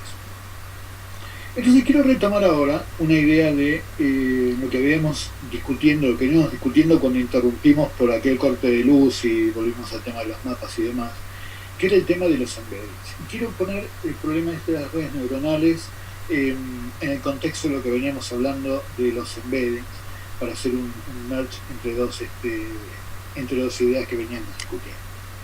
Entonces les quiero contar esto en el marco de una historia que conté justamente la semana pasada. ¿Se acuerdan cómo venía el tema de los embeddings? ¿Y qué habíamos discutido al respecto? Les recuerdo un poquito de qué venía la idea. Este es un problema que tenemos siempre en las ciencias naturales, no solamente en la física, lo tenemos en cualquier campo de las ciencias naturales. Nosotros tenemos un conjunto de variables, estamos queriendo entender cómo se vinculan, establecer un modelo para los datos, y podemos medir una única de las variables. Entonces, qué sé yo, tenemos el oscilador y tenemos el espacio de fases, que es el conjunto de las posiciones y las velocidades en función del tiempo. Y tenemos que en un espacio bidimensional, el conjunto de soluciones, el flujo vive en una variedad unidimensional. O sea, yo puedo parametrizar la trayectoria solamente con un parámetro. Tienen que voy a sacar el chat por si me pasa. Entonces tenemos esto y suponemos, esto era lo que suponíamos cuando hablábamos del embedding, que nosotros tenemos que es un sistema determinístico, y más aún que en la variable que nosotros tenemos está esta asignatura del determinismo. Es decir, que si nosotros tomamos una ventana suficientemente grande hacia el pasado, con la información de lo que nosotros tenemos hacia el pasado, tenemos suficiente información para predecir el siguiente segmento, ¿no? O sea, si yo tengo acá el segmento azul, que es un conjunto de puntos de xk hasta x n más 1, k menos 1, o sea, n más 1 puntos, tengo suficiente información para predecir el siguiente conjunto de puntos, o sea, el último puntito, ¿no? O sea, tengo suficiente cantidad de información como para hacer una predicción. El teorema de Takens decía que aunque la ventana sea suficientemente larga, yo en todos los puntos no tengo la misma cantidad de información, tengo la misma cantidad de jugo, porque si yo agarro un punto y agarro justo el siguiente, es verdad, probablemente tengo un montón de información sobre su evolución temporal. De hecho, si yo tengo un oscilador y tengo el X y el X anterior, se acuerdan que si agarramos la diferencia y dividimos por delta t, tenemos la derivada. Pero en principio también teníamos el problema de que si nosotros graficamos uno contra el otro, si bien teníamos la información de que proyectando en un espacio constituido por los dos puntos consecutivos teníamos un ciclo, era un ciclo recontra aplastado porque teníamos una alta correlación de las variables.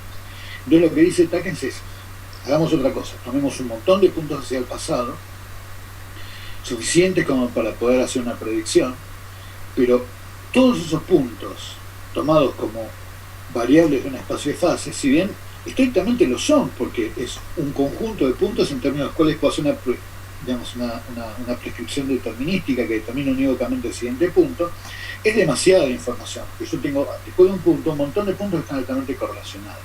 Entonces lo que dice Takens es, agarremos una ventana larga y tomemos un subconjunto de puntos. Yo te garantizo, dice Takens, que si vos tenías un conjunto en el espacio de fase de dimensión D, con tomar 2D más 1 puntos, vas a tener una representación que es fidedigna, es decir, que tiene la capacidad de ser 1 a 1 y que localmente, desde el punto de vista de su geometría diferencial, tiene unas propiedades topológicas que... Entonces, eso era el teorema de Takens.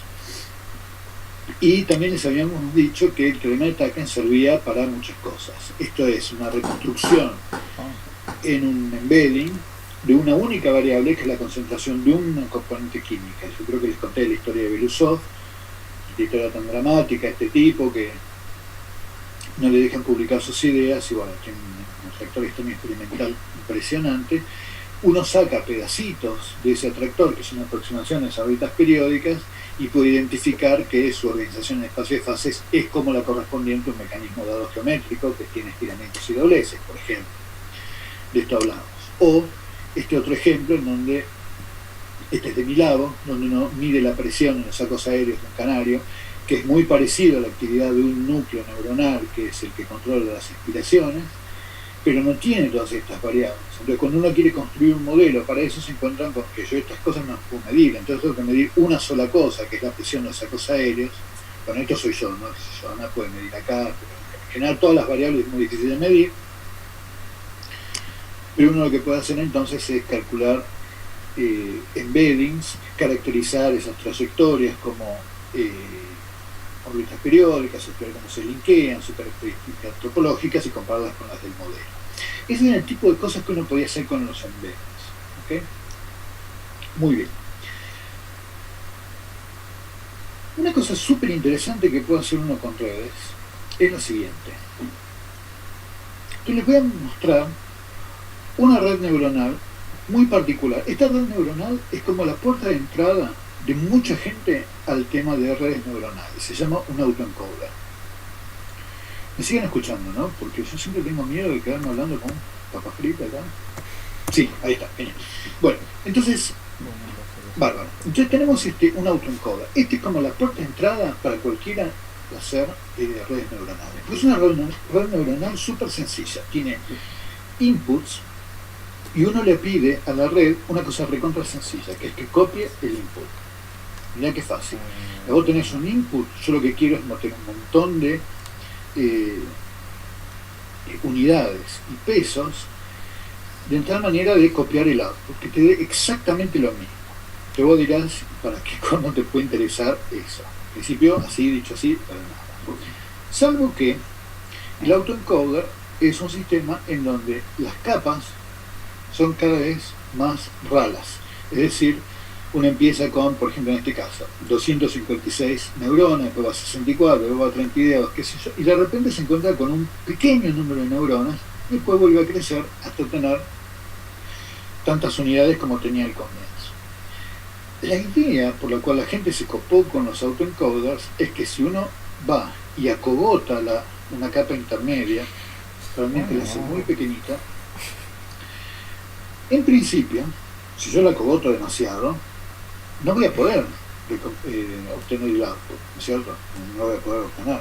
Ya, listo, fuiste. O sea, tenés que acá vas a una única neurona que lo único que dice, estoy prendida, estoy apagada, y bueno, andar a reconstruir a partir de ahí el output que vos tenías. Aniquilaste la información del problema. Ahora, si vos no la haces tan pequeñita, si vos la haces un poquito más grande, ¿no llegará un momento en donde vos tenés la suficiente información en esto como para reconstruirla? Y si eso lo lograste hacer, esto que está acá es un compresor. Entonces, un autoencoder es una red neuronal que fue concebida como un compresor. ¿Estamos claros? Entonces, la idea de esto está buena la idea. La idea de esto es que después yo te llevo solamente la información de lo que tengo en el compresor, y ahí estás, tengo el output comprimido completamente. Después, si a alguien le interesa reproducir el output, y lo meto de acá y sigo hacia adelante y obtengo el output. Entonces, pues yo puedo tener un compresor de información acogotando esto. Bueno, mi idea acá, les estoy contando un laburo nuestro, pero me parece que está... Claro, exactamente. Entonces, Milton acá es una pregunta interesante. ¿El compresor está asociado a cuál es la entropía del problema que vos tengas? Tal cual. Si vos tenés un sistema más sencillo, la idea es que vas a poder reproducirlo con menores unidades. Si vos tenés un problema cuya complejidad es más grande, la idea es que esto debería ser más grande. Y yo tomaría la pregunta de Milton como el disparador de lo que fue nuestra pregunta. La pregunta es, entonces, ¿puede ser que esto constituya un embedding? Es decir, ¿puedo pensar que esto es una reducción de la dimensionalidad de los datos lo más comprimida posible como para que yo pueda tener una prescripción determinística? Por supuesto, eso va a querer decir que si yo pongo los datos de un oscilador armónico, capaz que acá me alcanza con 2 unidades, porque con 2 unidades capaz que yo tengo suficiente información como para saber cómo es el comportamiento. Pero si yo pongo un sistema de una dimensionalidad mucho más alta, con 2 unidades, la idea es que no me va a alcanzar, porque yo voy a tener que en algún punto proyectado sobre 2 variables, si el sistema original tenía dimensión 4, 5 o 3, voy a tener autointersecciones. Entonces la idea que en la que nosotros estuvimos trabajando es en si estos espacios latentes pueden ser un embedding. Entonces, acá les muestro un ejemplo de qué es lo que ocurre si uno entrena esta red neuronal metiéndole pedazos de un atractor. Entonces agarramos un atractor extraño, agarramos un atractor de Lorentz, donde el sistema es caótico, puesto en términos de la pregunta de Milton, que tenemos un sistema con entropía positiva, es decir, tenemos un sistema complejo, y lo que hacemos es alimentamos esta red con segmentos. ¿Cómo se alimenta una red? Bueno, uno toma un segmento. Yo les iba a señalar con el lápiz en la pantalla, ¿no? Yo no voy a terminar de aprender nunca. Uno toma un segmento y mete estos valores, los valores escalares, 256 de estos valores en las 256 unidades que tengo acá. Entonces, los inputs son los valores de cada uno de los valores de X, una de las variables del problema, en una ventana temporal. Entonces, agarro el atractor, tomo una sola de las variables, no las 3 variables, sino una sola de las variables, una variable escalar, agarro una ventanita de tiempo y meto en cada una de las neuronitas de la primera capa puntos sucesivos de la ventana, tuki, ahí arriba, en esta capa que tengo acá. Y le voy a pedir que la salida sea exactamente la entrada. Ahora, esto es exactamente lo que vimos en la clase anterior, antes de la pausa. Voy a tener un error, que es la diferencia entre lo que sale y lo que había sido el input, que es lo que yo quiero que sea, y voy a modificar los coeficientes de todo este autoencoder como para que eso se cumpla. Entonces yo voy a entrenar con un montón de segmentos del atractor extraño, este que tengo acá, otro que está por acá, el siguiente, otro más, voy a tener miles de estos, y voy a pedirle que los omega y j de cada una de las combinaciones, de cada una de las neuronitas que tengo acá, se vaya corrigiendo de manera tal que todo ese conjunto de segmentos logre ser copiado. Y por supuesto, acá viene de alguna manera la pregunta de Milton. Con este nivel de complejidad, ¿cuál es la dimensionalidad del espacio latente? Entonces fíjense acá, lo que estoy mostrando es cuál es el mean square error, el error que uno obtiene. Si yo hago este experimento de fitear la red, lo mejor que me salga, cuando la dimensión del espacio latente sea 2. O sea, pongo solamente 2 unidades. O sea, tengo acá cosas de entropía positiva, que son un lío, que son un bardo, porque es un atractor extraño, qué sé yo pongo un montón de segmentos. Intento acogotarlo y que me lo represente en 2, y el sistema me dice, no, vas a tener un mean square error dado. Bueno, probemos con 3. ¿Con 3 me alcanza? Bueno, la gran noticia es que con 3 se pega un gran bajón, el mean square error, y después prácticamente no cambia. Es decir, entre poner 3, 4, 5, 6, ya no hay mucha ventaja. Entonces, bingo, 3 es la mínima dimensionalidad en donde yo tengo ese cambio cualitativo, en donde puedo realmente representar bien copias de mis inputs. Si yo pongo más, voy a estar pagando un alto precio en términos de pérdida de compresión de la información, sin demasiada ganancia, porque yo no mejoro mucho mi usuario.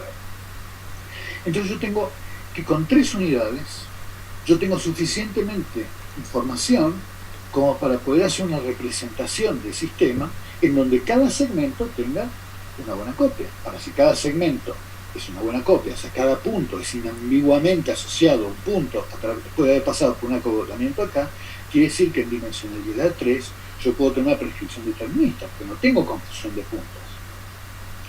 Entonces vamos a poner a prueba esa hipótesis, y lo que vamos a ver es cómo lucen órbitas periódicas en el espacio latente.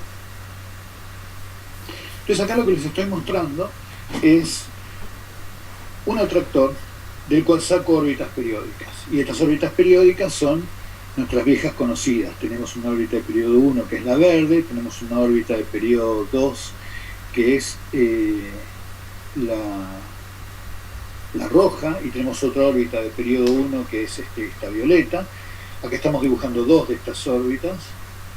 Y se acuerdan lo que decíamos, que en función de cómo se cruzaban y demás, podemos calcular, por ejemplo, cómo se linkeaban, las linking number y demás. Ya sabemos que la órbita de periodo 2 es una cinta de Moebius alrededor de la órbita de periodo 1, si este sistema era un Rosler, que es un sistema de Snell. Fíjense cuántas cosas sabemos que no sabíamos hace pocas semanas. Ahora, en el espacio latente, ¿cómo luce esto? En el espacio latente luce así. Desde el punto de vista de la morfología, está medio raro. Ahora, si uno saca los segmentos que se correspondían a los segmentos de las órbitas periódicas, uno lo que se encuentra es con que la manera en la que se linkean el espacio de fases es idéntica a la manera en la que se linkeaba en el caso anterior. Entonces, la topología del sistema se preservó en el espacio latente. O sea que esta idea del compresor como mínima número de unidades que nos permiten tener una relación 1 a 1 con el sistema original es un embedding. Una compresión es un embedding. Una compresión es un embedding. Entonces acá lo que les estoy mostrando es qué es lo que ocurre en el proceso de entrenamiento. ¿Se acuerdan que yo lo que les dije? Bueno, yo tiro un conjunto de números al azar. El sistema me dice, nada, es horrible esto. Bueno, corregirlo un poquito. Y ahí hago una etapa de corrección, agrego los omega y j con estas reglas de la cadena que les estaba contando, y cuando tengo la nueva red, eso es una nueva época. Pruebo de vuelta, veto el input, calculo el output, no me dio, de vuelta, arreglo todos los omega y j, y una vez que tengo la nueva red, eso es una nueva época. Entonces cada época es uno de estos procesos de iteraciones en los cuales yo, como una hilita de dominós, ajusté todos los omega y j e intento de nuevo. Entonces yo lo que estoy viendo es que en las distintas épocas, es decir, en distintas instancias de aprendizaje,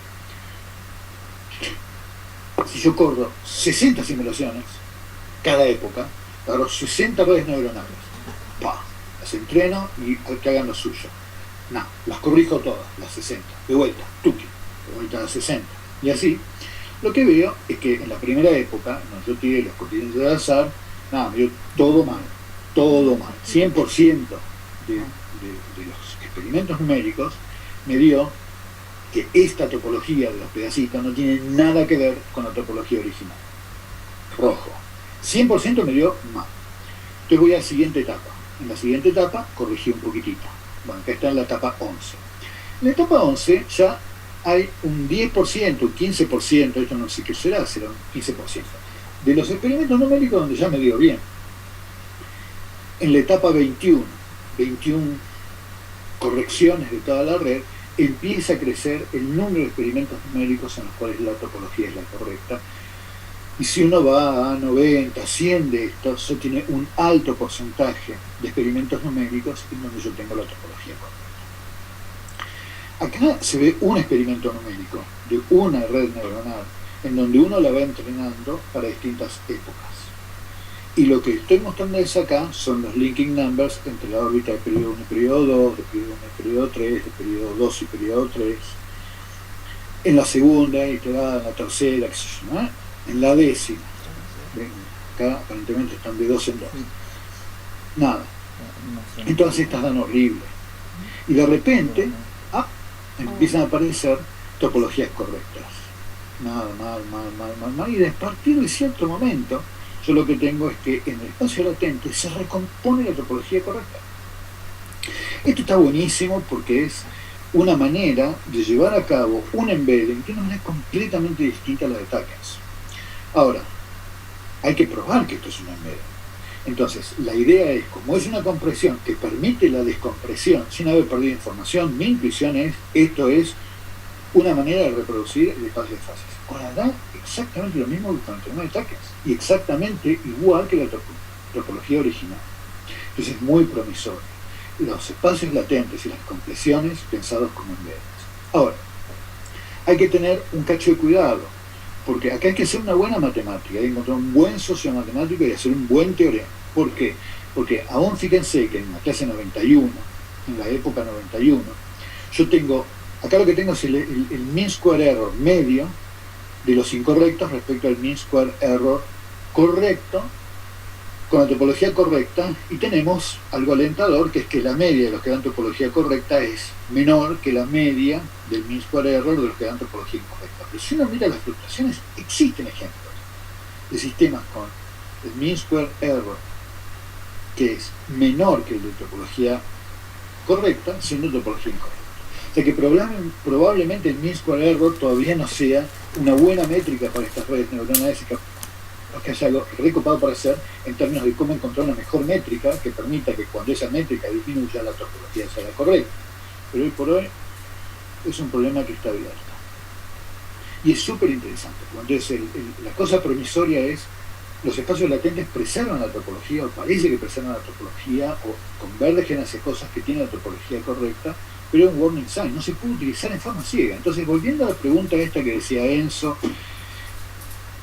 ¿se pueden reconstruir ecuaciones diferenciales a partir de estas técnicas de data science y demás? Hay que tener mucho de cuidado, hay que hacer las cosas bien. Fíjense que acá uno puede agarrar y ciegamente pensar que está haciendo una reconstrucción de un espacio de fases, y como no entiende nada de cómo está haciendo este proceso, tener un flujo cuya topología no es la topología original.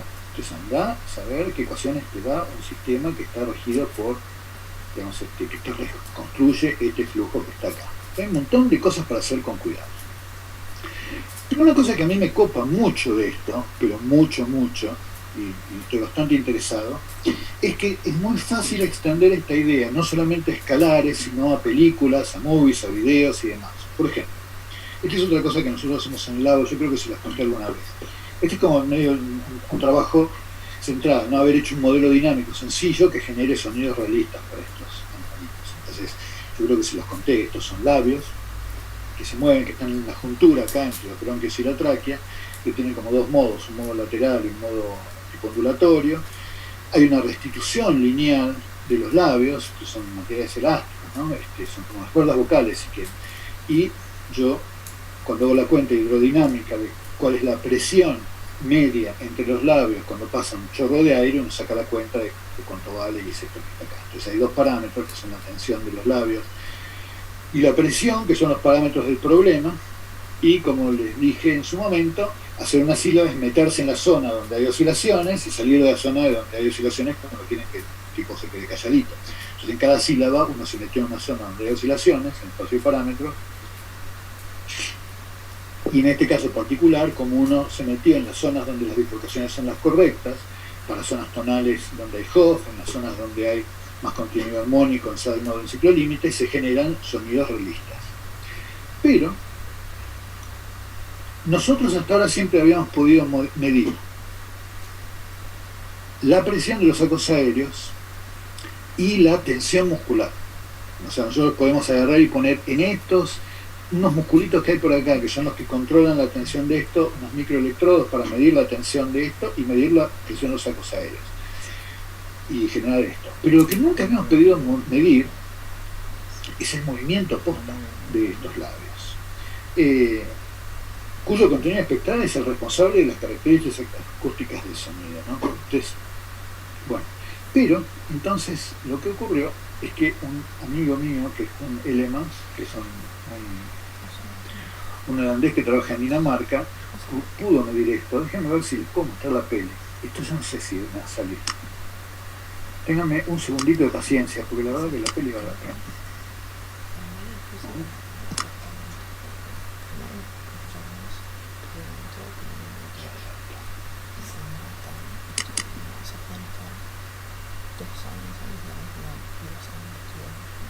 Ténganme un cachitín de paciencia. A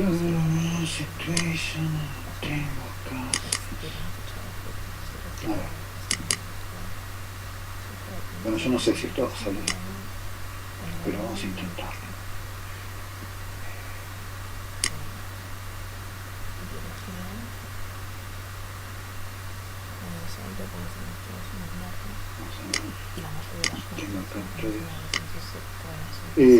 ¿Estamos como para ver una peli?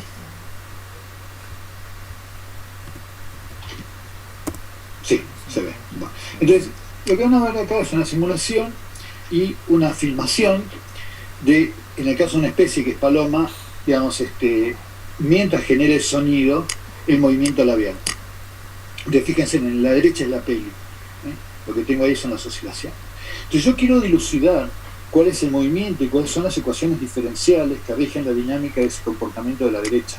Y fíjense que ya es una cosa en donde yo no puedo hacer una medición que no sea ya meter una fibra óptica y medir esto tiene sus desafíos. Entonces, para mí, cómo hacer para procesar eso y reconstruir esto es una cosa bastante interesante. Entonces, la idea de esto es agarrar y decir, bueno, ¿cómo hago para procesar yo la imagen? Bueno, ustedes ven esta página de la presentación, ¿no? Sí, ok. Entonces acá lo que tenemos son las imágenes. Y lo interesante de esto es que en el input de una red neuronal, así como yo pude haber puesto los valores escalares que provenían de una variable que fuera Rosler, yo lo que puedo hacer es una ventana de tiempo, pero en cada instante de tiempo, en vez de pasar un escalar, puedo pasar un tensor, donde ese tensor sean las variables i y j de los píxeles de una imagen. Entonces yo mis inputs los puedo poner como un segmento de señal temporal o los puedo poner como un conjunto, un segmento de tensores, donde los tensores son los píxeles en i y j o los píxeles en i y j de red, green y blue, si fuera el caso que es una película en color, si es una película en blanco y negro. Entonces ahora yo voy a hacer el mismo ejercicio, yo voy a meter un pedacito de la película. Esto tiene como 34 frames para un periodo completo de los lados.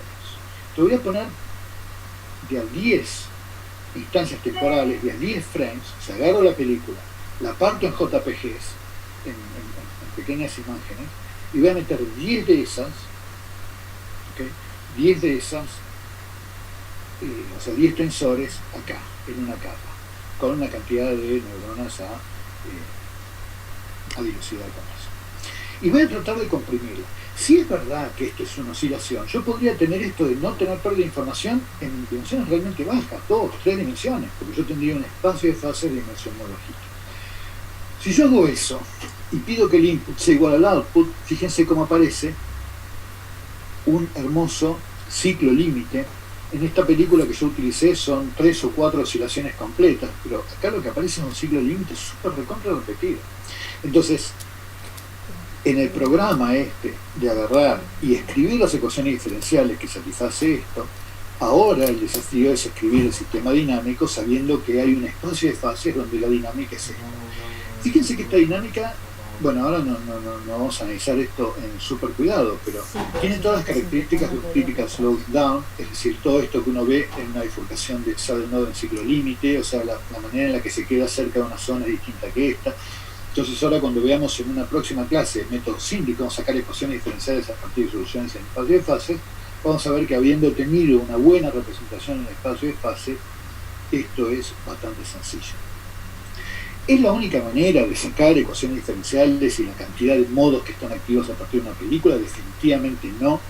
Ahora créanme que es de las más sencillas, porque agarrar una de estas redes que hacen autoencoding, hacer un espacio latente y tomar eso como un espacio de fases es realmente fácil, porque lo que sí van a ver es que lo que ocurre con este tipo de tecnologías y de programación en redes neuronales pasa un poco lo mismo que hablábamos antes con los GPUs y las placas de video. Hay tanta gente haciendo tantas cosas que es recontra trivial aprender a programar estas cosas y tener programas escritos en la red y procesados. Si uno sabe lo que quiere hacer, es como una gran mina de oro de puertas abiertas. Bueno, fenómeno. Entonces los espacios latentes, mi sospecha es que son un buen espacio de fases, y ahí hay un montón de trabajo para hacer. A ver, ya que estamos, les cuento que habíamos concluido con esto. Bueno, que los espacios latentes de los autoencoders, o sea, estos lugares donde uno comprime la información, tienen un gran potencial. Estas self-training networks can give rise to embeddings. ¿Por qué self-training? Porque vos acá no estás entrenando, no estás castigando si aprendiste bien o aprendiste mal algo. Vos lo que le estás diciendo es lo que tengas, vos lo tenés que copiar, cargate. ¿Okay? Eso es un self-train. Bueno, con cuidado, o sea, que uno use estas técnicas y demás de data science, uno tiene que entender lo que está haciendo, que no pase tantas pavadas. Lo que constituye un embedding es que sea una representación 1-1, que tenga sus propiedades diferenciales preservadas, es cosa que tiene la topología del sistema original. Y una de las cosas más lindas es que abre a poner un pie de igualdad el tratamiento de señales temporales escalares con películas, con videos, con una cantidad de información que te procesa en forma automática la red. A mí me parece que eso es una gran capacidad que tiene todo esto. Y por supuesto, para mí, esto abre una pregunta súper interesante y la que yo creo que hace falta invitar a un buen colega matemático que pruebe que esto es realmente un embedding, y me parece que acá hay buena matemática por hacer. Bueno, gente, esto es lo que les quería contar en la clase de hoy, y a mí me parece que mostraron tanto interés con el tema de las ecuaciones diferenciales y cómo se sacan ecuaciones a partir de esto, que amerita que la próxima clase sea sobre eso, sobre SYNDIC. Así que voy a ver si les preparo la clase del viernes sobre cómo reconstruimos ecuaciones diferenciales a partir de datos y qué se está haciendo ahora y dónde entran las redes neuronales y demás. En algún momento lo que nosotros pensamos era esto. ¿Se acuerdan que nosotros estamos evaluándolos respecto de una cantidad de temas que son un subconjunto de los temas de la materia? Entonces ustedes la práctica de hoy y la práctica de viernes la tienen que recontra enfocar en terminar los ejercicios de la práctica de los temas en los que están siendo evaluados. Para los temas de embedding, para los temas de redes neuronales y demás, lo que vamos a hacer es preparar unas prácticas adicionales sobre las que no van a ser evaluados, que es fundamental, van a incorporar elementos numéricos, programas que aprendan a programarse, a bajar estas cosas, implementarlos. Yo les quiero mostrar cómo se programa una red neuronal, de dónde pueden bajar información, cuáles son los lenguajes que existen, una cosa un poco más aplicada y que se tome de forma un poco más relajada, porque ya bastante denso es hacer un cuatrimestre no presencial, así que la última etapa del curso la vamos a ir haciendo un poquito más relajada. Bueno, Santi, ¿andarás por ahí?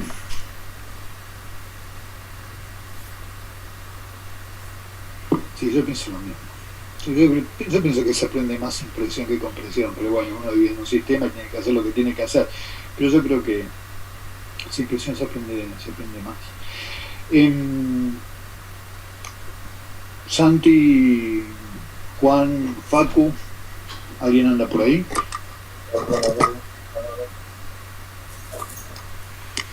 ¿Qué tal, Juan? Ese Santi me parece que estaba, pero no sé si me estaba poniendo.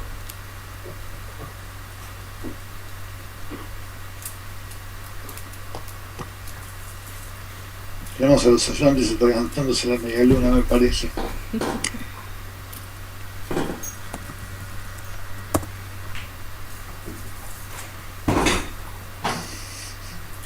Gracias por aparecer.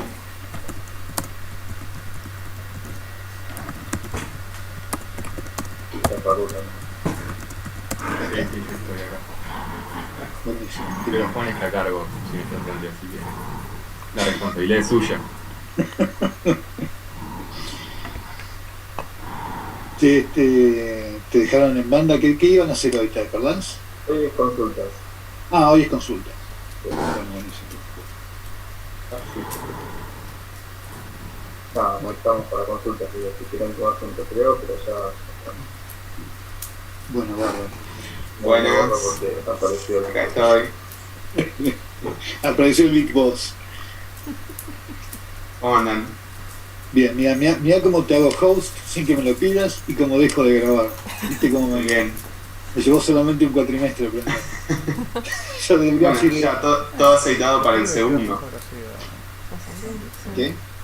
Todo aceitado para el segundo cuatrimestre, digo. Así que yo tengo una relación con el futuro desde la pandemia que es como de gran incerteza. ¿Vos solo?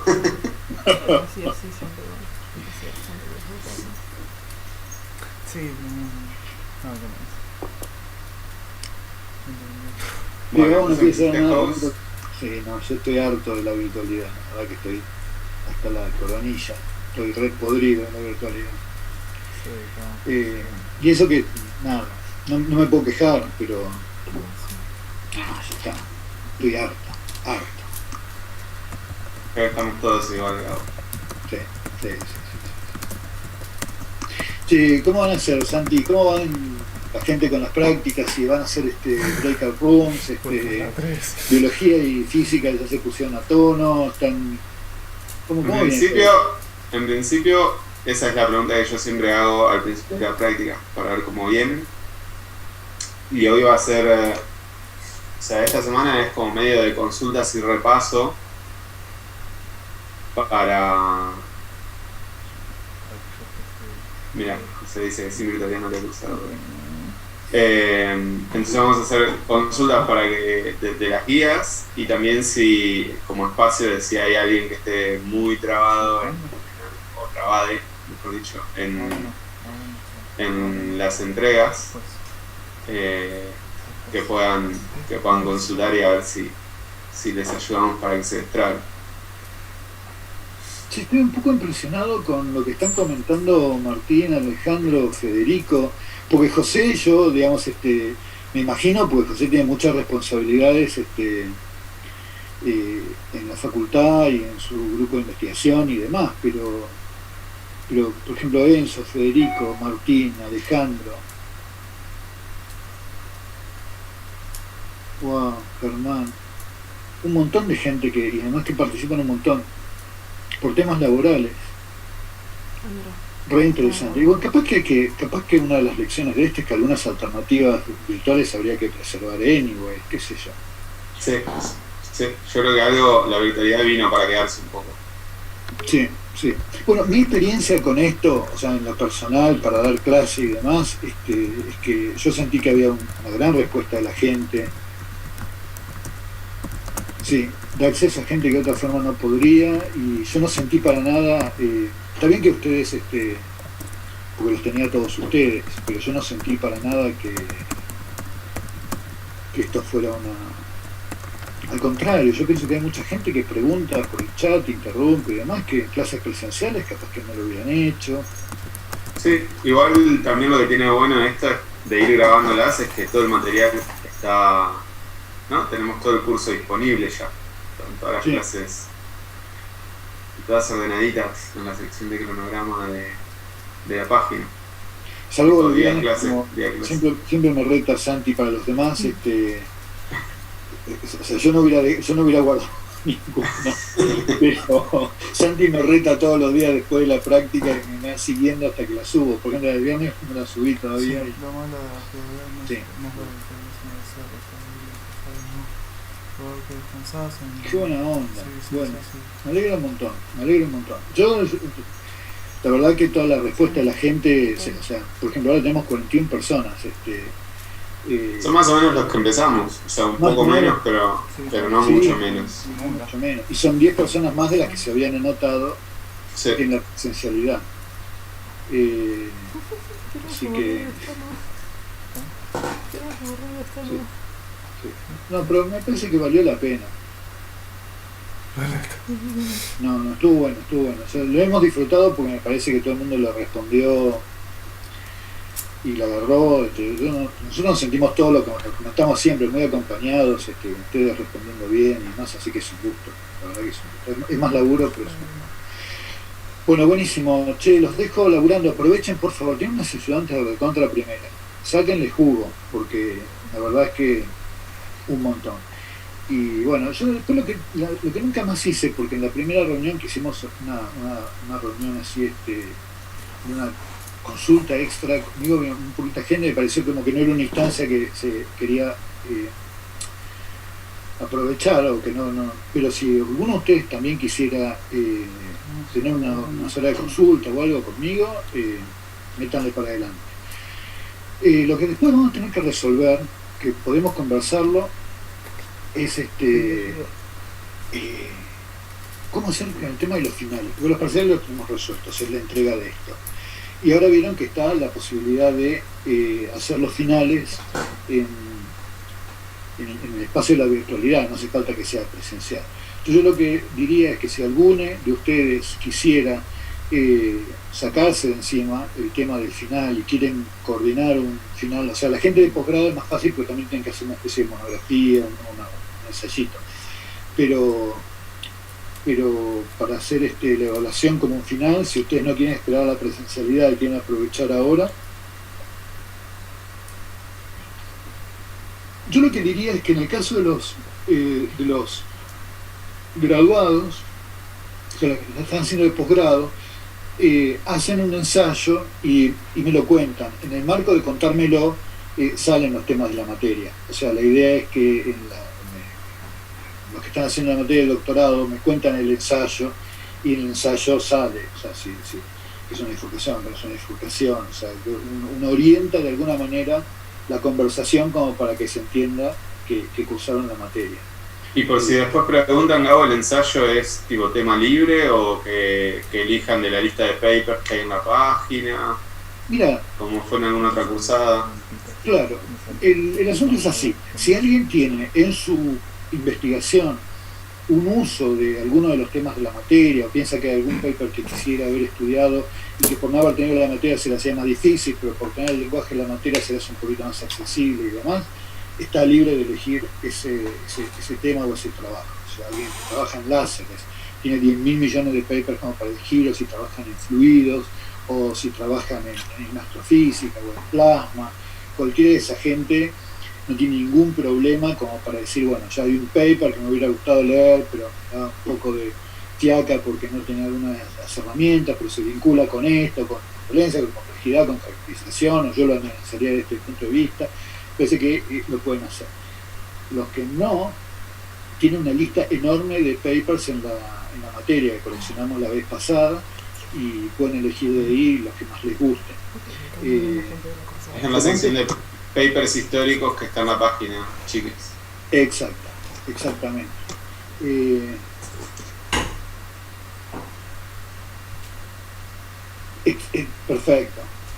Perfecto lo que dice Matías. O sea, si tienen algún problema, ustedes los pueden vincular. Y acá lo ideal es eso.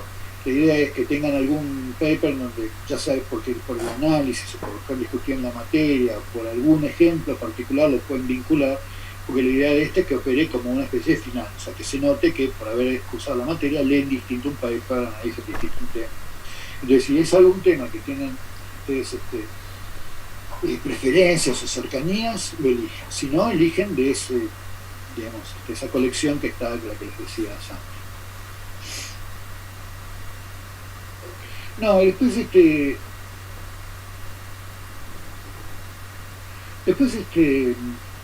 los que la hacen como materia de grado probablemente sea un final más convencional.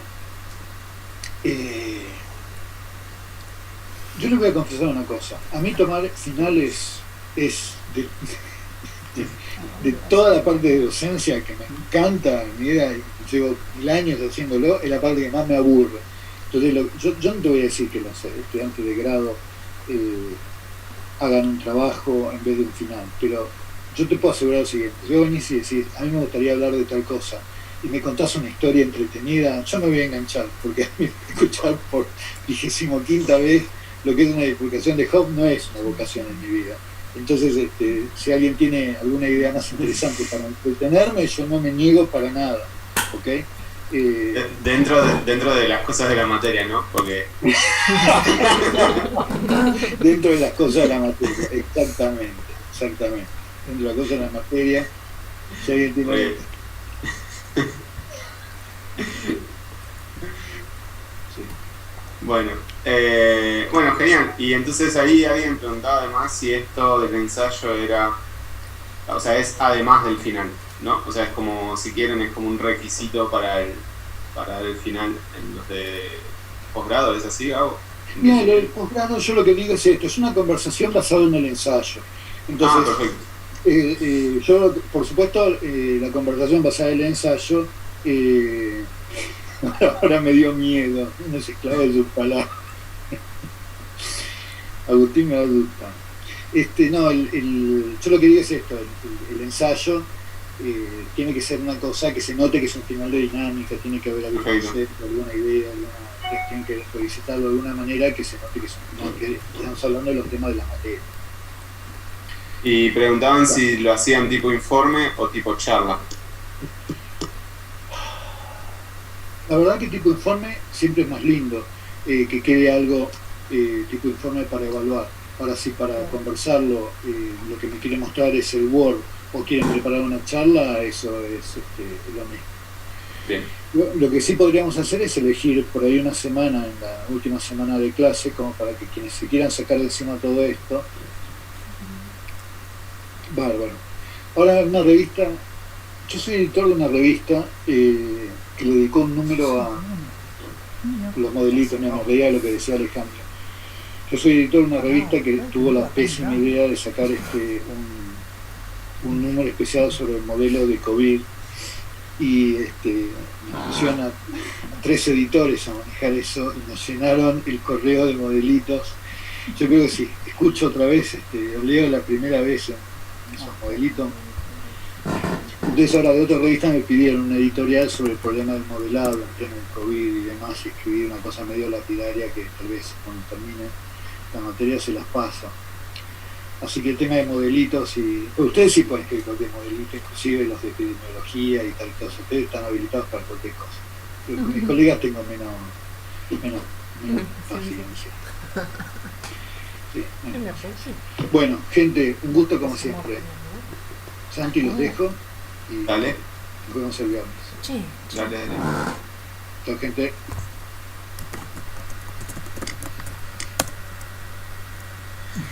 Bueno, ¿cómo andan?